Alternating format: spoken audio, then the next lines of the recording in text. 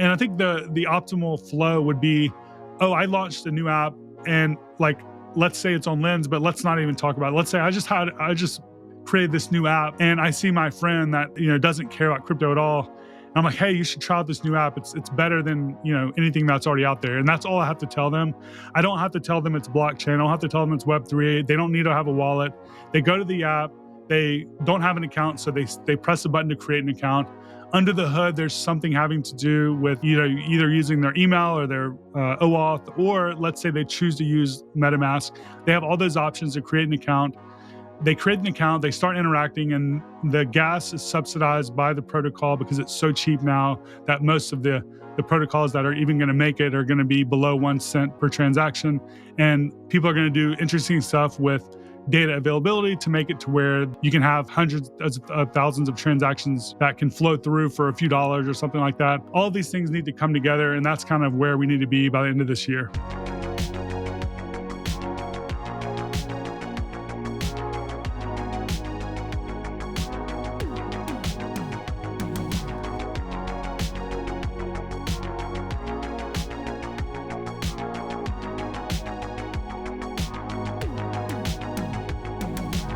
Hello and welcome to another episode of Devs Do Something. Today's guest is Nader Dabit, the Director of Developer Relations at Aave. Nader has had a really positive impact on many devs across Web3, and in this episode we try to get behind the scenes on how Nader approaches things like creating developer content, building developer communities, and both building and maintaining high-quality APIs and developer tooling. If you work in DevRel or you're just building a product that is meant to be used by many developers, I think you're going to get a lot out of this episode. Nader is a master of his craft. I've learned a lot from him personally, and this episode was a lot of fun for me to record. So sit back, relax, and I hope you enjoy.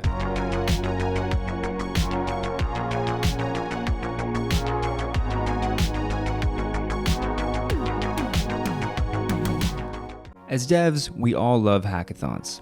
They're a great way to boost your skill set, meet other engineers, and add to your portfolio of work. At Superfluid, we've sponsored many hackathons and decided to start putting on a hackathon of our own, the Superfluid Wave Pool. This hackathon is a little bit different though in that it's continuous, it's always open. You can submit any project built on Superfluid at any point throughout the month and have a chance to earn thousands of dollars in prizes depending on how your project stacks up. In just the last couple of months, we've seen dozens of teams build really amazing projects that run the gamut from Superfluid developer tutorials to full-fledged applications to a proof of concept Superfluid StarkNet implementation that we thought was really impressive.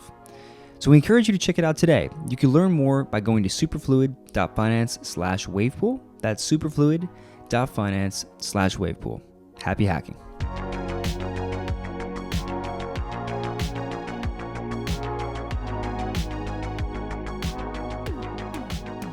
All right, so we're here today with Nader. It is also Nader's birthday. We appreciate you being here on your birthday. So welcome, man. Thanks for being here. Thank you for having me.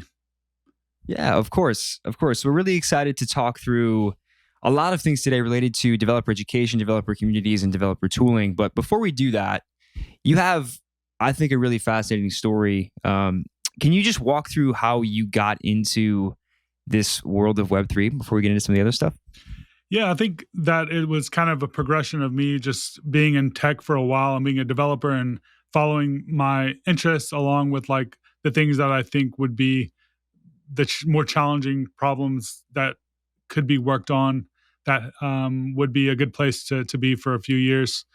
And I had worked in a couple of different areas, from mobile development to cloud computing to just front-end JavaScript, all the way back to kind of like Angular days.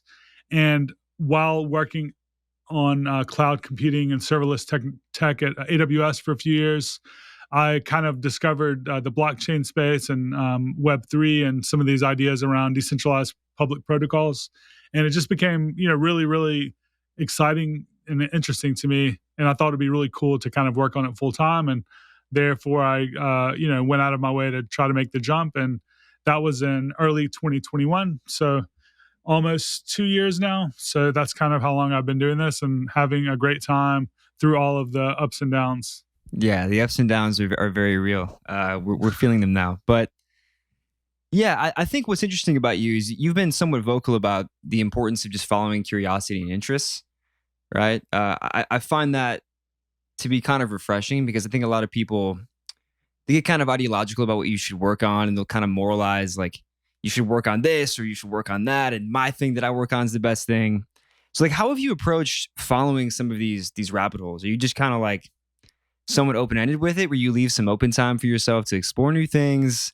Like, how have you decided to get into some of the things you've got into throughout your career? Yeah, I mean, I always have just followed my curiosity. I kind of try to keep up with whatever is happening in a way that gives me enough, like I would say, of a view into all of the different areas of technology that are kind of being explored at that time. That might be something that I could take my skill set and apply, or maybe spend some time learning something new.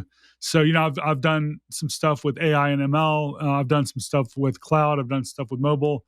I keep up with Stack Overflow. I follow people on GitHub.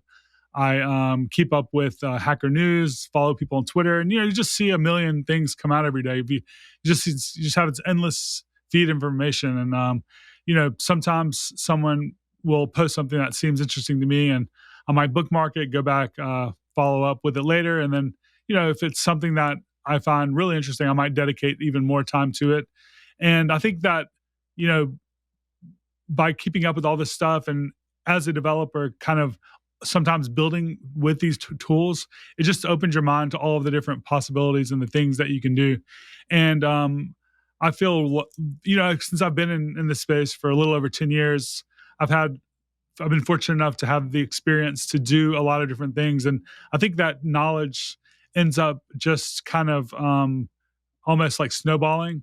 And if you stay specialized in one thing for 10 or 20 years, that's great. You're going to actually probably make a lot of money and be very, very good at that thing. But like, for me, what I've kind of done is like spend a few years specializing in one thing and then moving on to something else.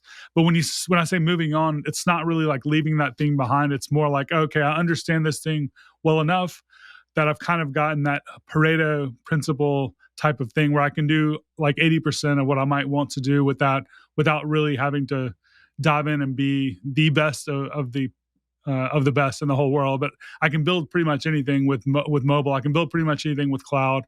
Now I'm in this blockchain space, but I'm also using a lot of the stuff that I learned in the past, design stuff, web stuff. So now I can kind of come up with an idea, and I have enough knowledge and enough experience to be able to pretty much build anything. Now, some people are a lot smarter than me, and they can probably do this after like 1 year of like, and there are a lot of people out there. Miguel it comes to mind. He's like someone that I follow on Twitter. He's like a young kid. Like I call him kid. He's like, just probably in his 20s, but he's the type of person I feel like he understands a very wide breadth of things, and he's also very skilled at all of those things almost. And like, people like that are amazing. But for me, it takes me years sometimes to get to that point with just one technology. So Yeah, Miguel is a machine. I'll put a yeah. link to Miguel, your Twitter out there if you're listening, so people can see your work. But so one thing I've struggled with, and this might be a little bit more of an issue in Web3, maybe it's not. There's so many new things coming out. Like all this stuff is often so interesting, right? And if once you learn one thing, you can learn another thing, right? And you start to be able to pick things up relatively quickly. But one thing I've struggled with is like occasionally having to almost put blinders on and focus on something even long enough just to get to that 80% phase. But it Oh doesn't yeah. happen overnight. It still takes a little bit of focus. So do you ever like how do you approach that? Do you ever have to put blinders on yourself and say, "Hey, I gotta turn off Twitter for a little bit and focus on this one thing"? Oh yeah, all the time. I mean, pretty much every day I have to do that for at least a few hours. I turn off all of my notifications and I just work on something, and I try not to get distracted. And if there's something that I want to learn or do, I'll set aside time for it, and I just won't quit until I've accomplished that thing. Like 99% of the time, you're going to get over that final hump where you probably are going to get stuck, and then you're going to be frustrated, and then you get over it, and that's where like that really powerful learning comes in, is when you actually solve that problem that you weren't able to find the answer to online, that you kind of had to figure out yourself. And yeah, like for instance, one of the things that I've been learning lately has been XMTP, which is like this new messaging protocol. Really cool. It directly applies all of these really powerful ideas around blockchains and decentralization and composability and shared data and shared infrastructure, and applies them to a real world use case, which is kind of like direct messaging. And just like how I feel like a lot of the properties of smart contracts and DeFi and Web3 and all this stuff in general just brings around a lot of these ideas. The real world implementations of these ideas have been kind of few and far between, to be quite honest. And my 2 years of being here, and XMTP is kind of an outlier to that. It actually is a very valuable, a really cool thing that makes a lot of sense in a real world, everyday scenario that everyone in the world already does. So everyone is, you know, messaging each other. What if you could kind of take your inbox and instead of having a new inbox for every application that you use, like Instagram, Twitter, Facebook, I don't know, Telegram, like you have all these separate things. What if we could all share the same messaging protocol and kind of have this one inbox that is shared by every application? That wasn't really possible before because every app has their own implementation. But with XMTP, it's kind of the shared protocol that everyone can kind of build upon. So that's something that I thought was really exciting. So I was like, okay, I'm going to spend some time figuring this out. Usually I like set aside a day or two, but I ran into a serious challenge for myself around closures with React that I hadn't, dealt with streams and stuff in a long time. And it ended up taking me like a week. And I got behind on some of my other work, but I finally figured it out, got it working. And yeah, so that's a very natural thing to do. And I think if you don't do that, then you're, either like gifted to where that you don't need to do that, or maybe you're actually falling behind where you could be if you kind of decided instead to set aside some of that focused time and just work on something until you figure it out. Yes, I mean, I think what you just did right there, and I'll ask a follow up question on this, but you just kind of explained how you approach, like the why and how you approach learning a new protocol, right? So you found XMTP, who are doing very cool things, by the way. We should actually have someone from XMTP on to deep dive some of this stuff, but you found XMTP. You're like, wow, this is fascinating. Like, this is a really powerful concept. This is something I feel like I should learn about. You then go through this process, and I think that a lot of people have that initial instinct, right? They're like, wow, this is really cool. I want to learn how this works. And I think that there are a lot of different failure modes people have. Like, they'll either not produce anything, right? So that maybe they read a bunch of docs and they messed around with an SDK, but nothing was created, right? So they don't have anything to show for it, and they might not actually truly have the depth of learning because they didn't actually finish anything.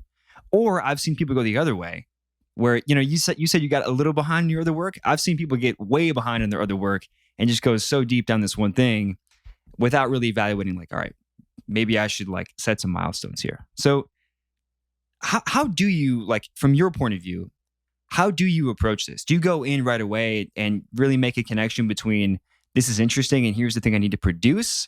Or like how do you think about this? If you have a process at all, I think people would be very curious.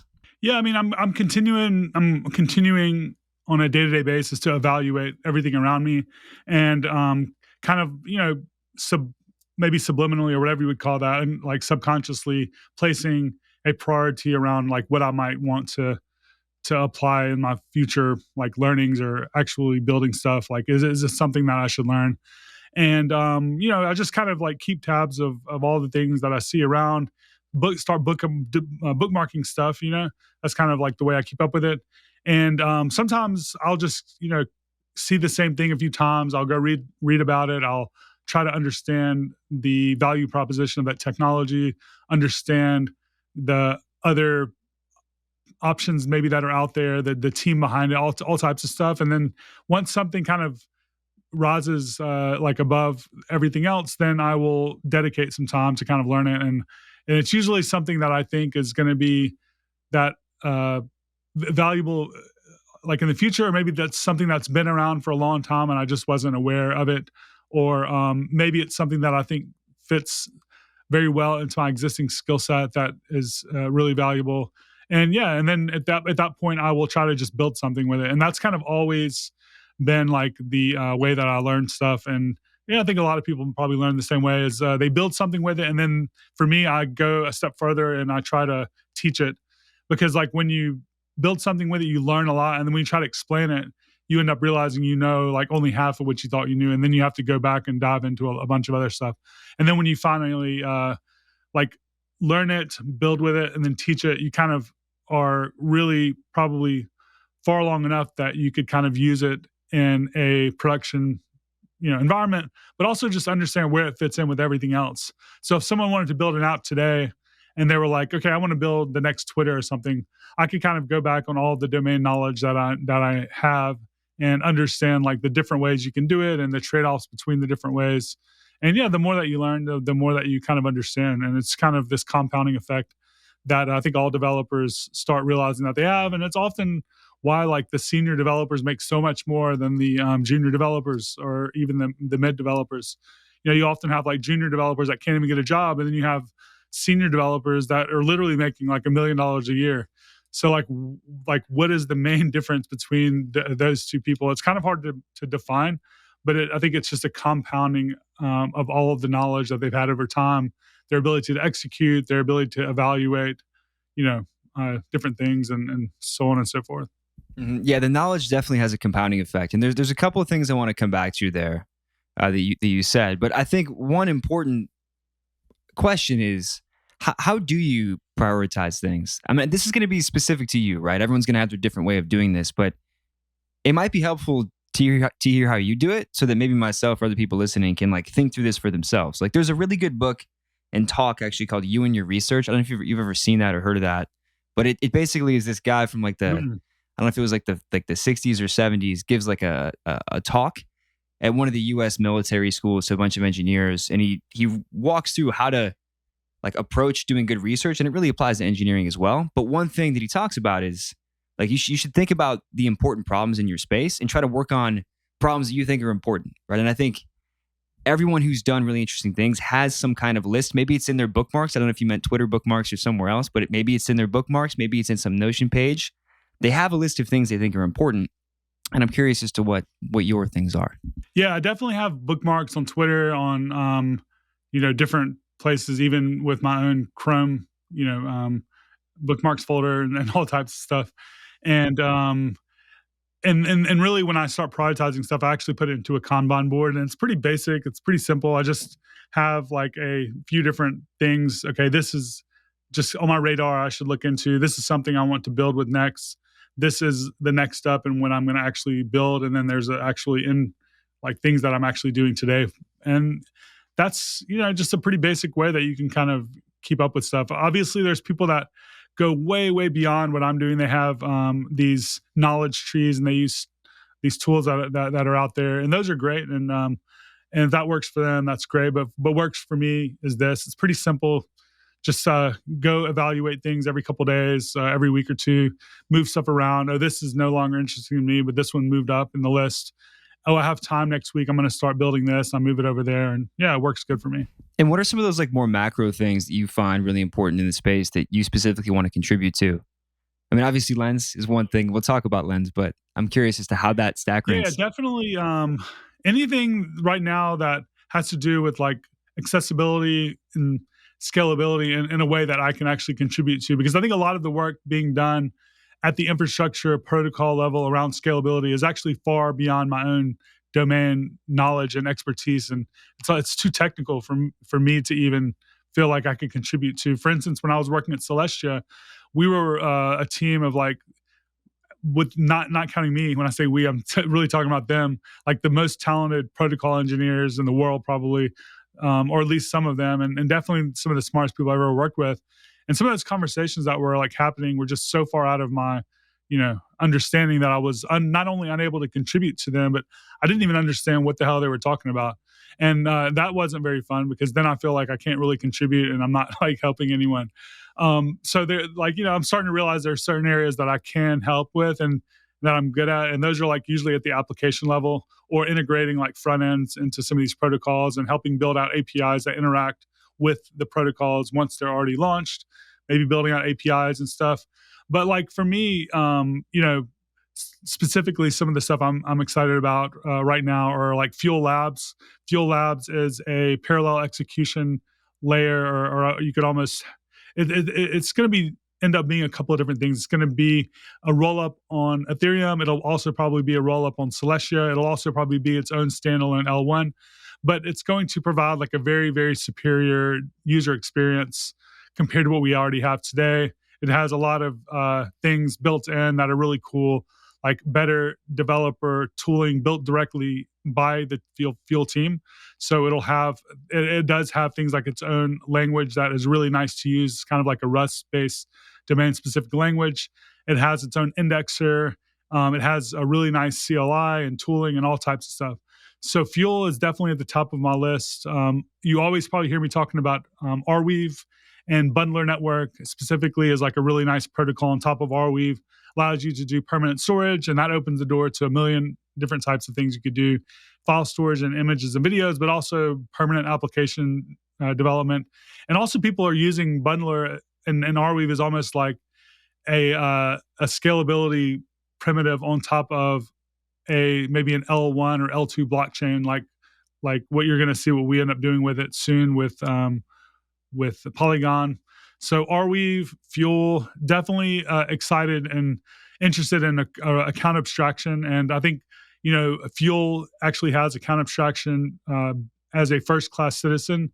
You also have Biconomy, which is a team that has kind of built out their own implementation of EIP 4337, along with like some infrastructure that allows you to implement the account abstraction use cases, I guess you could say, through their platform right now today on pretty much any of the main chains. That's really cool. And then finally, like I'm a big fan of serverless, obviously, and then I was working at AWS for a while, and Vercel was like one of the things that I think really came on and became really popular because it provided like a really nice developer experience. So there's a protocol and team called Fleek, and they're building out something like Vercel, but for decentralized networks. So you have all of the same benefits of something like Vercel, but you also have permanence, immutability, and censorship resistance and all that stuff with a similar quality user experience. So that's a lot, but I'm definitely interested in all that stuff. Yeah, I love it. Yeah, I can second some of the interesting things about Fuel. We've had two guests in the past from Fuel. Cami came on a little while back, and Nick Dodson from their team as well too. So if you're curious about Sway or how they approach developer experience, you should definitely check out some of those previous episodes. Ooh, yeah, definitely. I need to go back and listen to those too. They were good. They were good. And Sway's cool. I've messed around with Sway a little bit, but yeah, I appreciate the breakdown about like how you think about these different things and what you think are important and the things you think are important right now. I think people should reflect on that for themselves. If they're in the space, like there's a lot of great opportunities to build things right now. What do you find important, and start to model your actions around that? I think you're a really good example of someone who's been able to do that. Going back to teaching, right? This seems to be the last step in a lot of these journeys you go on, where you invest a lot of time learning, you build something, and then you teach it, right? You've created a lot of really, really high quality developer content. I've watched some of your stuff. People listening to this have watched some of your stuff or read some of your stuff. And you have an article you wrote about building developer communities where you distilled a lot of learnings you've received over the years in building developer communities. And one really interesting piece of that was this concept of building bridges. So that really resonated with me, and I think it'd be really cool if you could share that and the way you think about building bridges. Yeah, totally. I think it's kind of something that a lot of people do already, and they don't really think about it. But it really was a talk that I'd seen given at NG Vegas, which is like an Angular conference in Las Vegas. This had to have been like 7 years ago. It was like right when I started getting into understanding like the different communities and stuff that were happening in the software industry. And I started going to a few meetups and conferences, and this was one of those. And the guy that was giving the talk kind of, I think it was called Building Bridges or something like that, but it was really the same thing that I was kind of talking about in that blog post that I've kind of been thinking about nonstop since that talk 7 years ago. And I'll even link to, I think, his video in that blog post. But yeah, it's really just this idea, like, and I think it resonates especially for people who are self-taught, because if you are a self-taught developer, you came from a place of like not knowing anything to being able to be employed and probably have a better quality of life than you did before. And that is very like a meaningful like change in someone's life, going from probably not nearly as successful to becoming a software engineer. We're typically some of the highest paid people in the world for me, it was just a really shocking experience going from like minimum wage type of stuff to being able to do what I'm doing now. And, as a self taught developer, pretty much everything that I learned was put online by someone for free.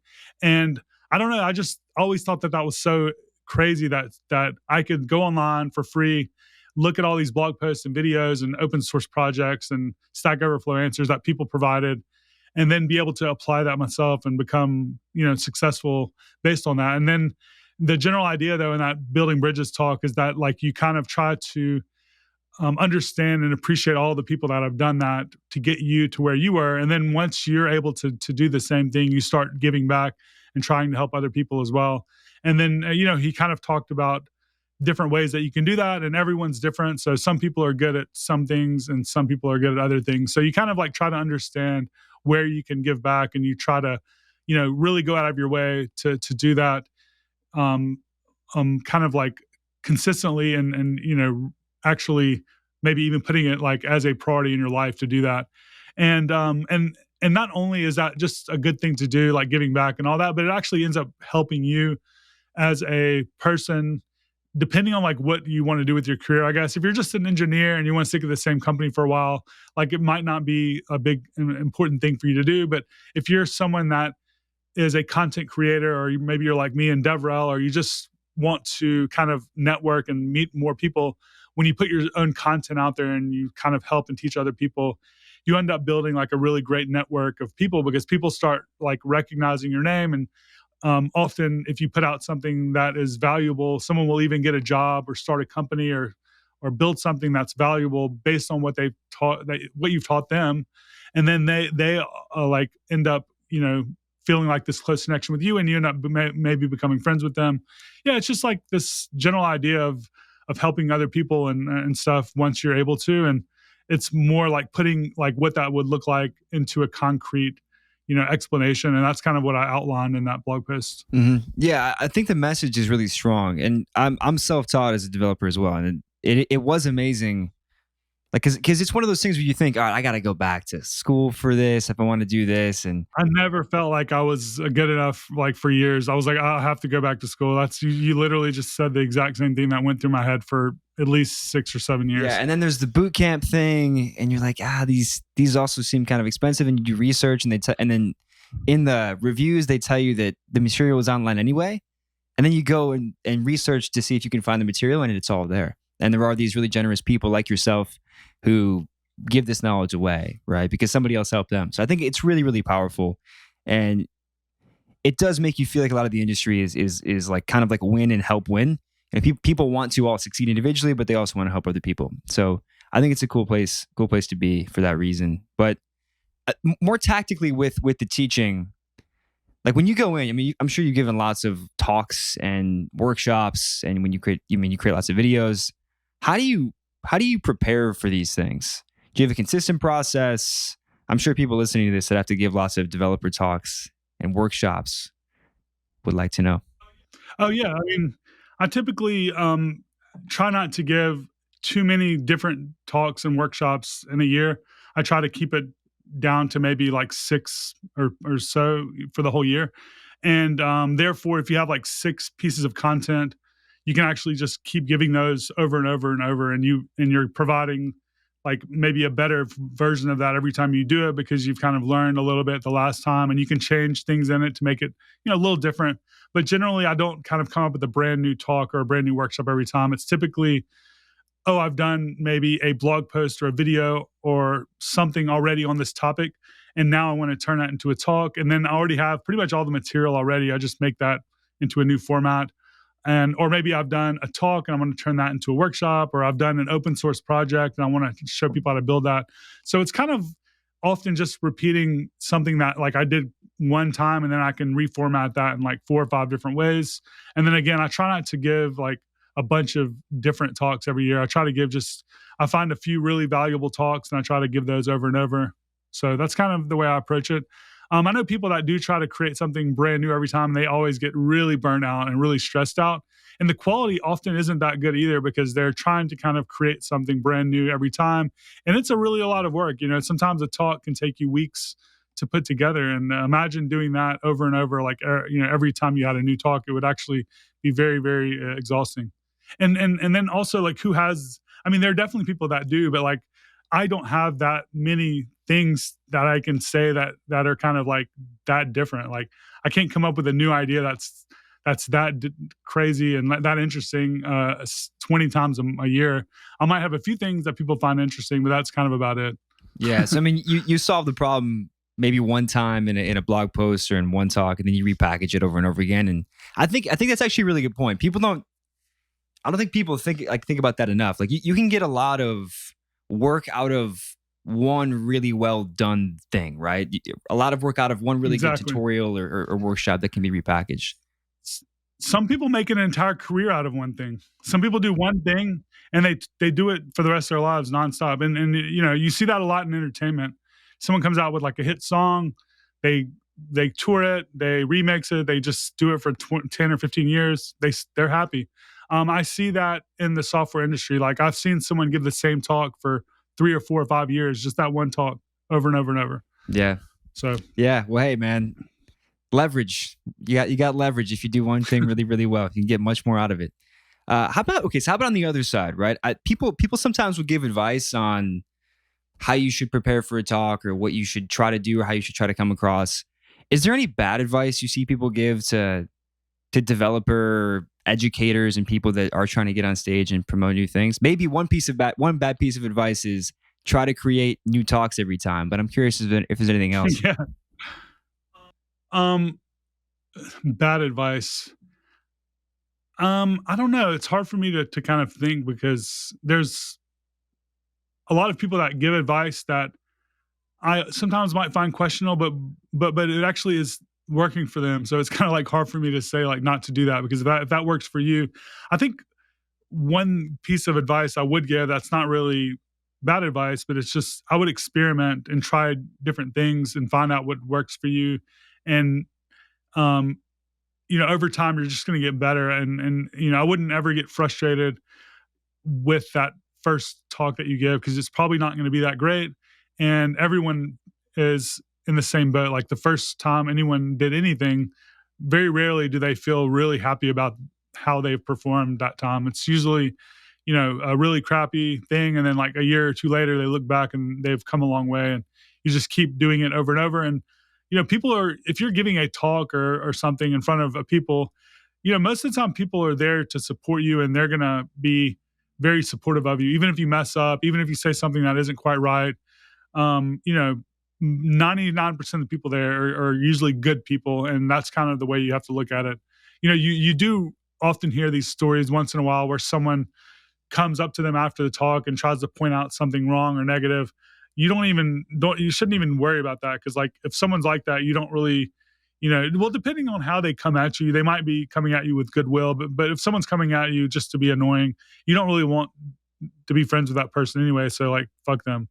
Yeah, I'll also say that if you're struggling with that, if you're struggling with feeling like, man, I feel like an imposter here, one thing that at least helped me, I don't know if there's anything that helps you, Nader, but one thing that helped me is just trying to approach it with some humility. Like, just saying, hey, look, I'm learning this along with you guys. I mean, sometimes you have to be like kind of authoritative in the situation. Like, if you are a DevRel lead at Superfluid, you got to know your stuff on Superfluid. But if it's a more general thing where you're just trying to give back and, like you said, build bridges for other people, and you give a talk and somebody has a problem with it, you could just say, hey, look, man, I'm learning alongside you. I'm just sharing what I've learned. And if somebody says anything rude back to that, they're probably just an asshole, like you said. So that's how I see it. Mm-hmm.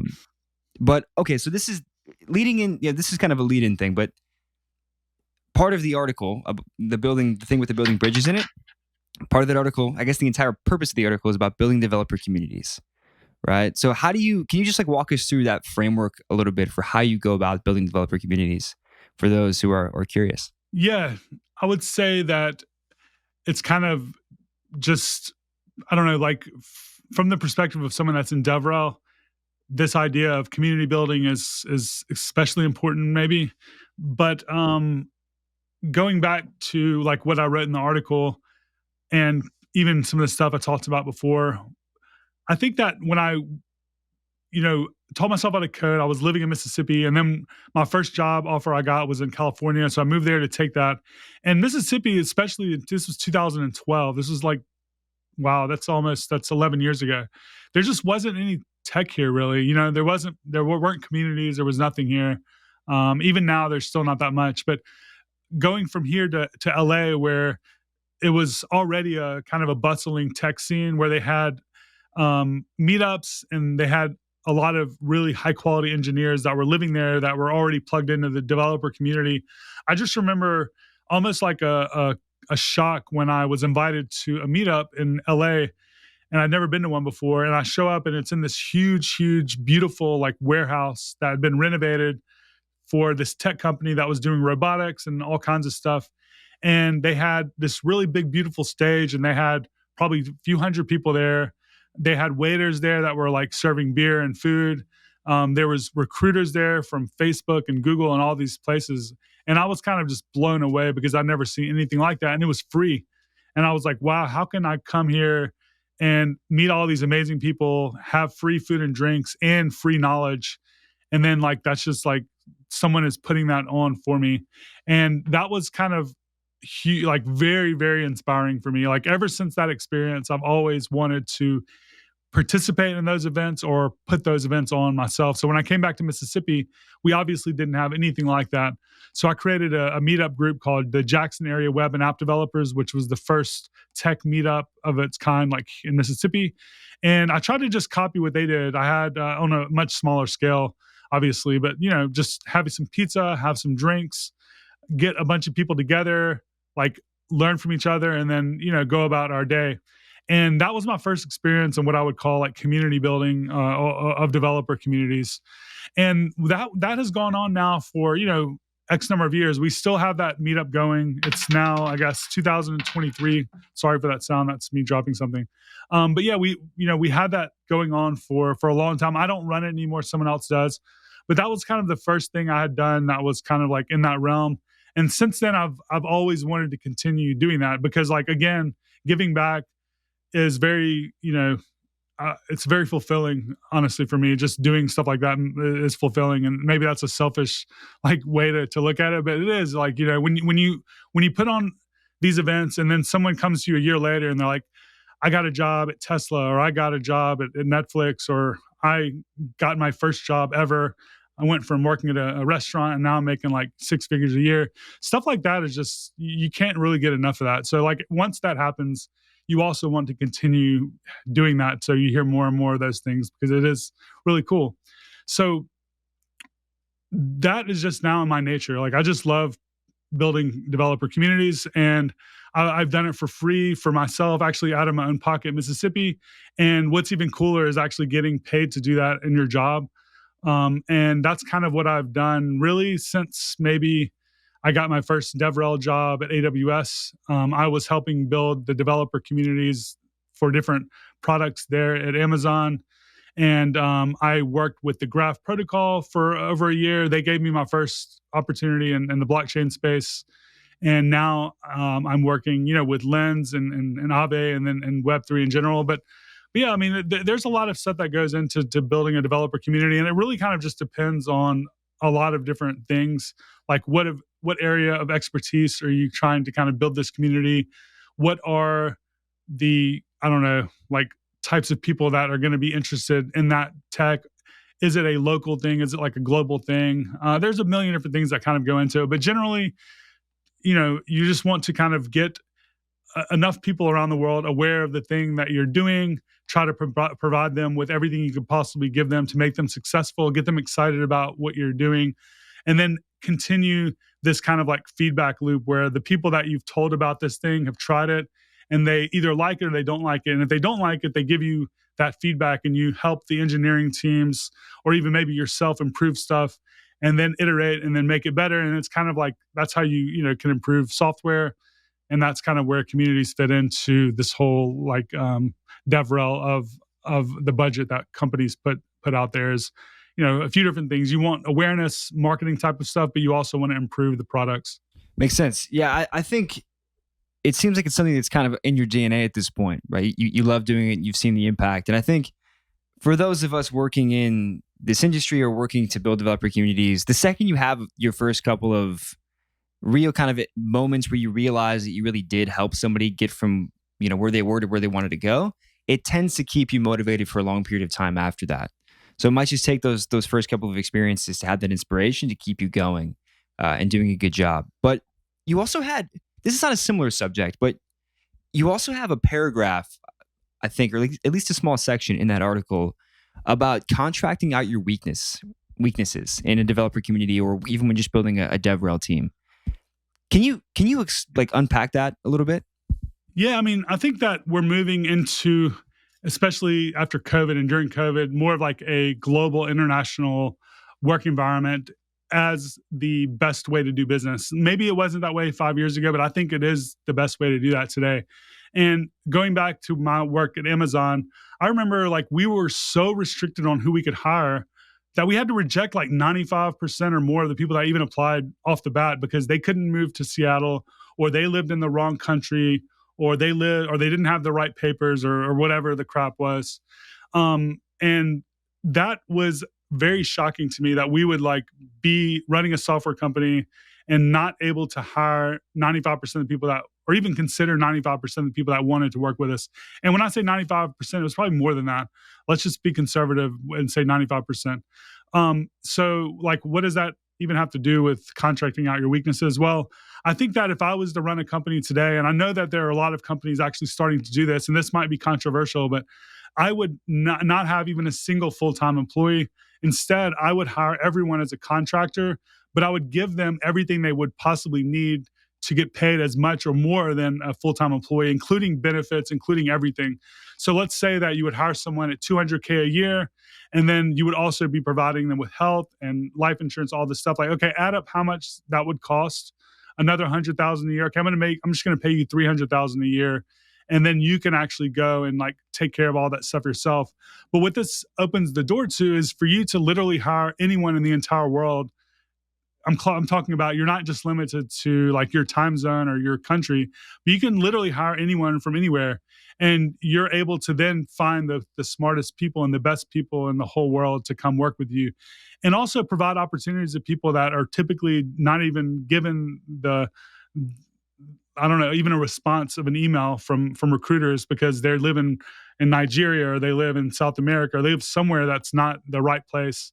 But when you're a contractor, when you're hiring contractors, it doesn't matter because you're going to be paying them like for their actual contract work.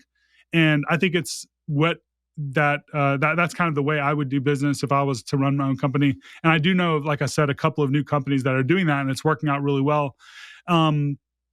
So with that in mind, I think that the ideal scenario obviously is to have like a DevRel team that's the best in the world and strong, and they know how to do everything perfectly. But in reality, there is a lot of things that kind of go into DevRel that often don't are not all together in a specific person's like skill set. It's hard enough to find a really good engineer, but you also, like, as a DevRel person, need to be a good engineer, a good communicator. You need to be well spoken. You need to be able to like document your open source code really well and create and learn new open source. You need to be able to speak. You need to be able to create videos. You need to be able to create content and write. I mean, like, there's literally like an endless number of things that you need to do to be like a really good DevRel. So like, because of that, there's just a fairly small number of people that are on the market that are good at all that. And what I've seen work really well is, instead of trying to hire a team of perfect people, you instead hire like one or two really great people, and then you kind of find people that are good at certain things, and you then contract those people to do the work that they're good at. And sometimes that ends up like being a way to recruit also, because let's say you do have this one person that's on like a 1-month contract and they just crush it.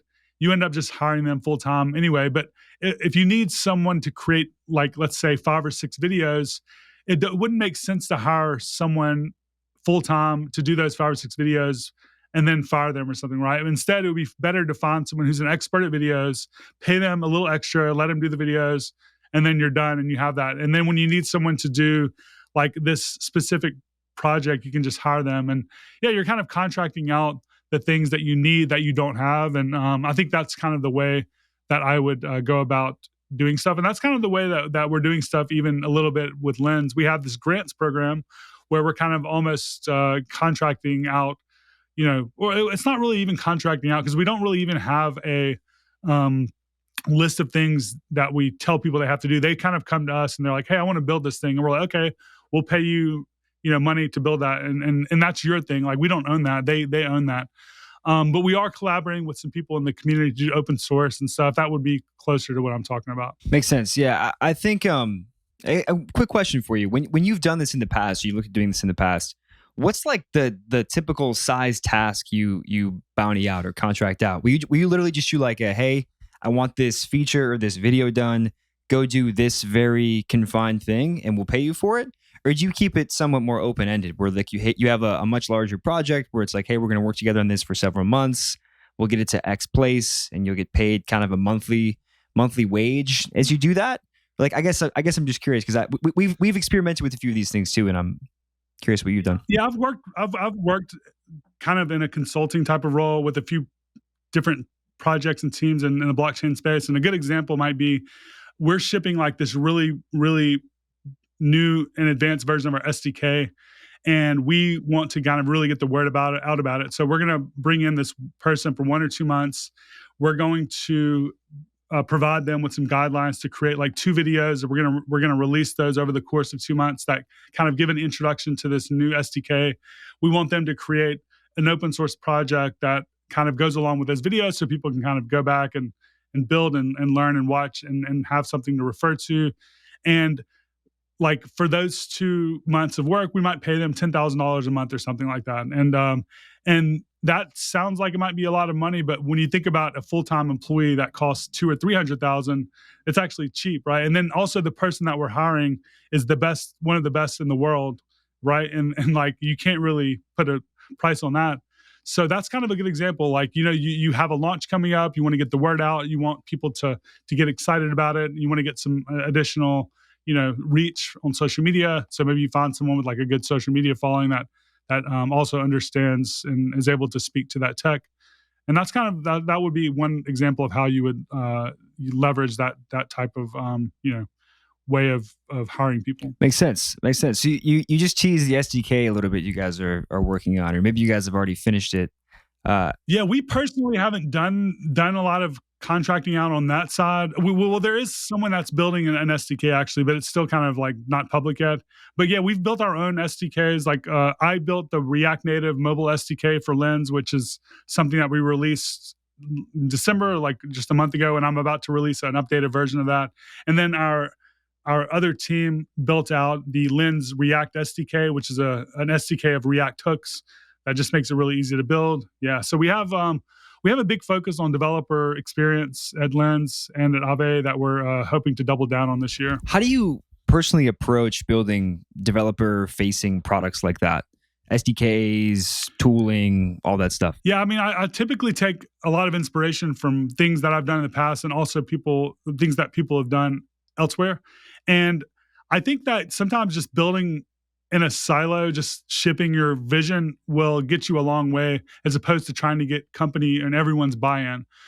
For instance, there's been so many times in my career that I wish I could go back and have actually just said, I'm going to just build out this thing and I'm not going to really get approval from anyone. I'm just going to do it and then show it to them. Because when you explain something to someone, it's sometimes hard to kind of get your vision across because they might be like, oh, well, what about this specific thing? Or they might want to change like these little things, or they might question like someone else has already done something similar. So like, why would you do that? Like, but if you have a strong vision for something that you want to do, you can't really express that in words. Sometimes you actually have to do that thing and then show them the end result.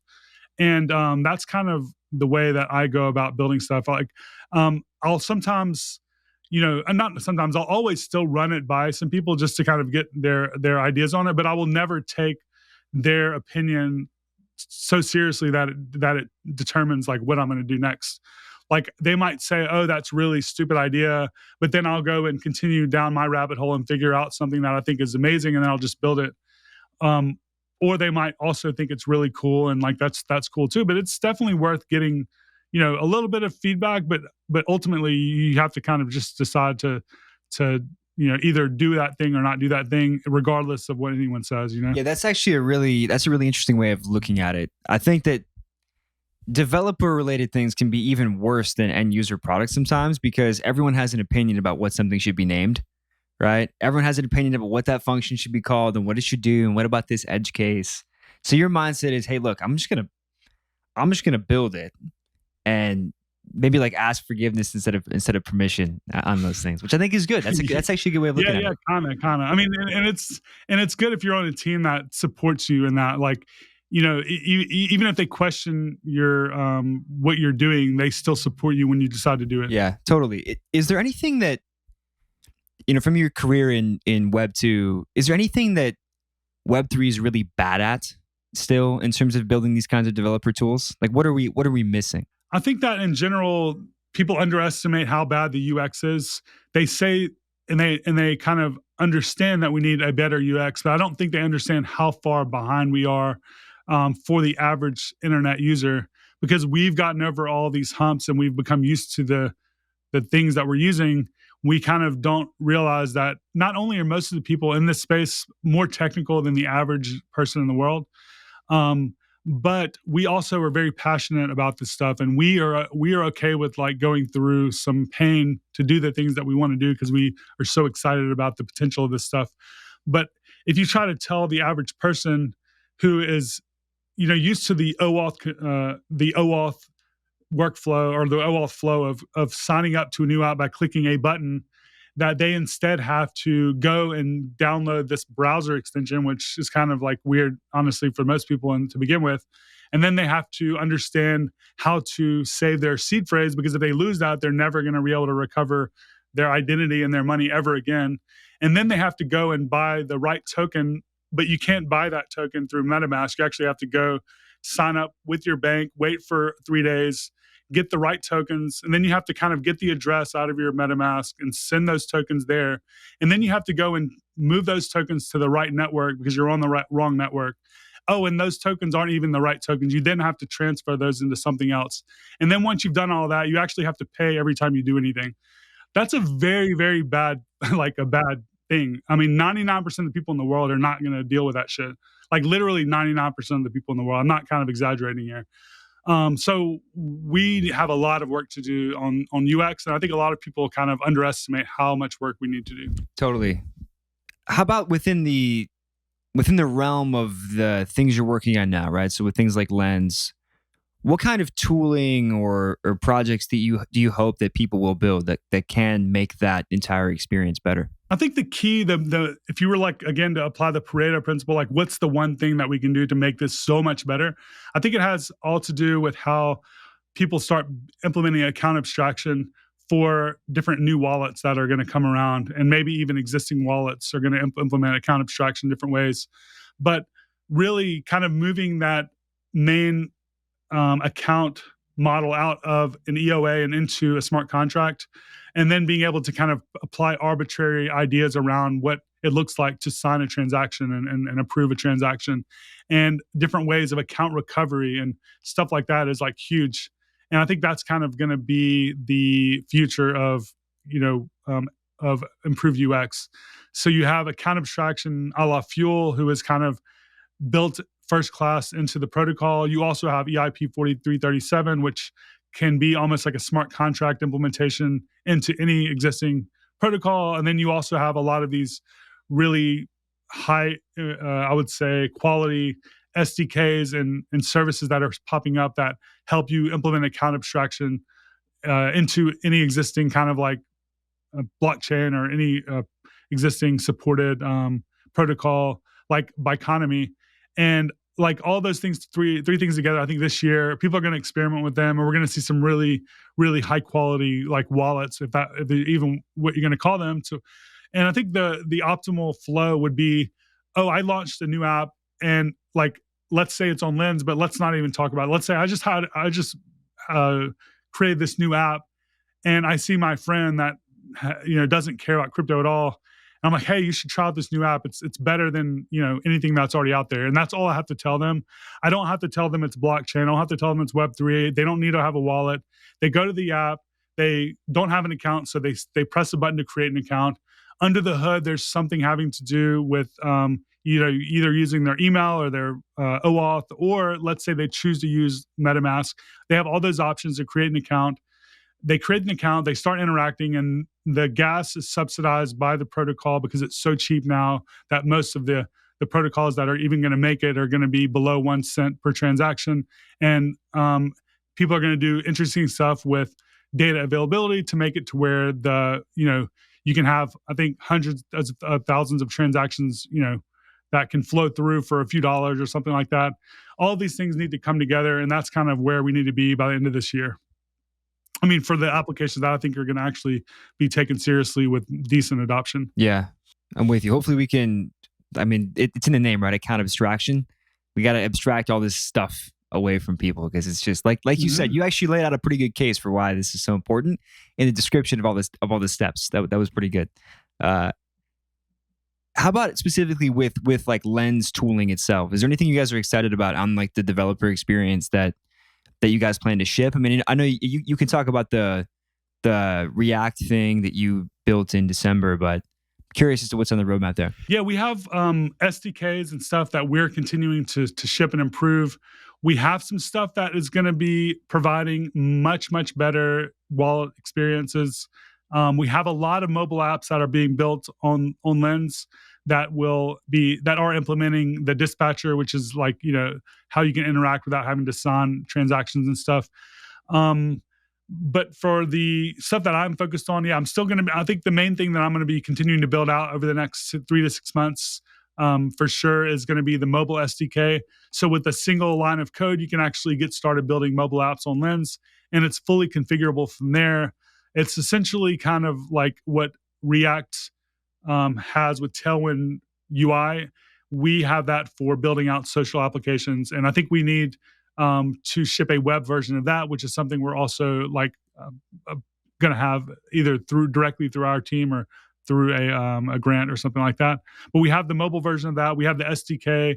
We're going to continue making those much better, and we're going to be having something that ships that makes the whole wallet experience better as well. But it's either going to be through an external type of implementation that someone else is building, or maybe we'll do our own thing, but that's a high priority for us. Gotcha. And you said mobile apps are hot on Lens, right? I've used Orb, I've used Lenster, right? You should go check those out if you're listening to this. But what applications do you hope people build throughout the next year? Is there anything on your mind that maybe goes beyond just the mobile app space that you hope people build in? I'm really interested to hear and see new types of experiences that aren't just a copy of something else. I think that we understand the value of Instagram and TikTok and Twitter, and these are really great. But with these decentralized protocols, with the ability to have payments built in, the ability to collect and pay people natively through the platform, you actually have a lot of things that you can do that are much different than what we've ever had before. So I look forward to seeing like new experiences. So for instance, one thing that's really cool is that this person launched this application that allows you to pay people to retweet you. But you don't have to actually identify that person and then send them the payment like you would in a Web2 app. They just click a button, and because they have your address, the payment goes directly to you. So it's a good way to kind of try to incentivize marketing, directly through the platform. And what's even cooler is you can kind of programmatically add conditions.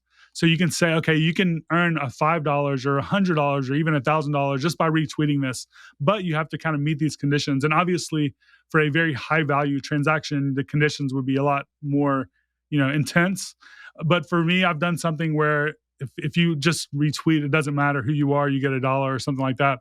But let's say you wanted to do something for like $100. You might say this person needs to have at least 1,000 followers, and their followers need to be, I don't know, I actually don't know any other conditions that I might add in addition to that, but anything on chain is pretty much fair game. Very cool. Yeah, I'm interested to see some of the different advertising models as well, right? The marketing overlap, right? Because that's really been the monetary driver of Web2, ad money. And I think that there will be a lot of really interesting ways to port some of those things into what you guys are building at Lens. So yeah, excited for all that stuff. Nader, this has been fantastic to go through the way you think through like building developer communities, some of the work you're doing at Lens, building APIs, all this good stuff. The last question that we ask every guest is, how they see this industry evolving in the coming years. So like, let's say we fast forward into 2033, 10 years from now. What do you hope our industry looks like at that point? So I think that we should, instead of thinking of blockchain and Web3 applications as completely separate or different than what else is out there, kind of like segmenting ourselves. Instead, they just need to be the way that you do certain things when you're building software. I don't think that it matters that it's blockchain or not. At this point, we're getting to the point where the technologies are getting much better.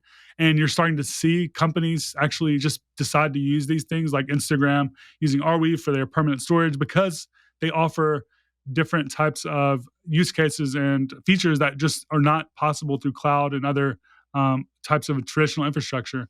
So I think that we need to move beyond like this is Web3 and instead improve everything to the point where if someone is using one of these apps, the experience is as good or better as anything else that's out there. And the implementation detail is what we're doing as opposed to it's the number one thing that is having the light shown on it. So we are building an app and implementation detail is, oh, by the way, it is using like a blockchain, or by the way, it is using something like decentralized storage, or it's using Lens. But it shouldn't be the main thing. The main thing should be we're building a cool app that provides a value that's beyond what else is out there. And people should want to use that. And it shouldn't be because it's a blockchain or a Web3 app. It should just be because it's better. And that's kind of where we're getting now with this improved UX. And I think it now needs to move to, people just building better apps and then messaging them in a way that is compelling for the average person. Mm-hmm. Yeah, I love it. You don't choose to use an app based on whether or not they use a SQL database or no SQL database or something like that. So that's a great answer. And we've heard similar things amongst other guests. So it's cool. We're noticing a trend here. But listen, Nader, thank you again for your time. We'll make sure we link to all your socials, your YouTube channel, and your work at Lens in the show notes. And is there anything else you want to leave our guests with today before we jump off? You can follow me on Lens at nader.lens, and we are working to make the protocol permissionless because right now, if you want to use Lens, you still have to go through an allow list process. If you are a developer or a creator and you want a Lens profile, though, I will give you one. Just reach out to me on socials, on Twitter, or on whatever. Probably Twitter might be the best place to reach me, and I will allow you to list you if you are a creator or a developer. And beyond that, in a few months, we are hoping to open the protocol to everyone and therefore not need this allow list. But in order to do that, we have a couple of things we need to do around scalability as well as we have scalability to deal with and also simple resistance because right now we have 1 million people that are on the wait list and a lot of them are actually bots and stuff. So we want to make sure if someone signs up, they're a real person, and that's a challenge that we're working on. And once we have those two things figured out, which is stuff we're working on really hard right now, then we will open it up to everyone. I love it. Bullish on Lens, as are many other people. So again, thanks for coming on, and we hope you have a great rest of your day. Thanks for having me.